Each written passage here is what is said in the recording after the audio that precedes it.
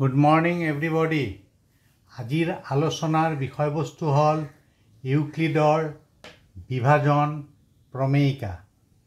ইয়াতে লিখা আছে এ ধৰা হল এ এটা যোগাত্মক সংখ্যা আৰু এৰ মানবোৰ তলত লিখিছো 15, 16, 17, 18, 19, 20 ... বিও এটা যোগাত্মক সংখ্যা বিৰ মানটো লিখিছো 3। এটুক মই ভাজ্য বুলি ধৰি ললো ভাজ্য অৰ্থাৎ এক মই হৰণ কৰিম। বিটুক ধৰি ললো ভাজক অৰ্থাৎ মই বিয়েৰে হৰণ কৰিম। এতিয়া বিৰ মান 3 আৰু এৰ মান একাদিক্ৰমে 15ৰ পৰা ধৰা হৈছে, শেষ নাই। বিৰ মান 3 ৰে 15 হৰণ কৰিলো, 3 5 গুণ 15 ভাগে 0। আকৌ 16 হৰণ কৰিলো, 3 5 গুণ 15 ভাগে 1। 17 হৰণ কৰিলো, 3 5 গুণ 15 ভাগে 2। 18 হৰণ কৰিলো, 3 6 গুণ 18 ভাগে 0। 19 হৰণ কৰিলো, 3 6 গুণ 18 ভাগে 1। 20 হৰণ কৰিলো, 3 6 গুণ 18 ভাগে 2।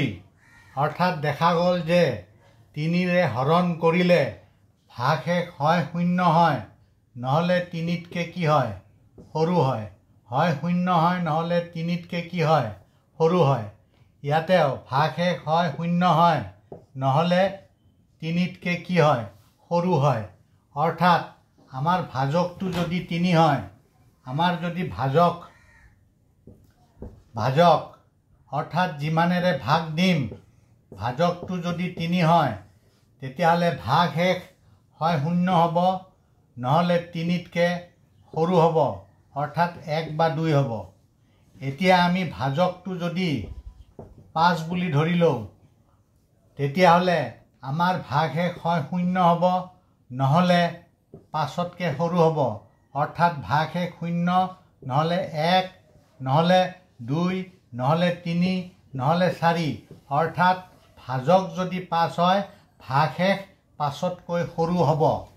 এতিয়া এ ভাজ্য, বি ভাজক আৰু কিউটো ভাগফল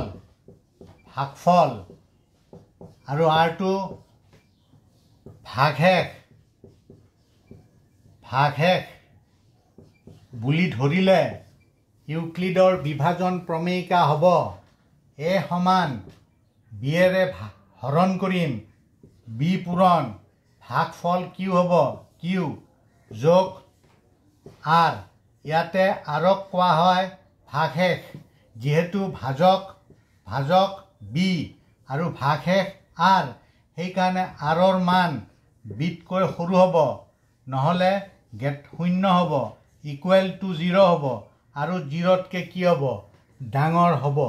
এইটোৱে হৈছে ইউক্লিডৰ বিভাজন প্ৰমেয়িকা। ধন্যবাদ।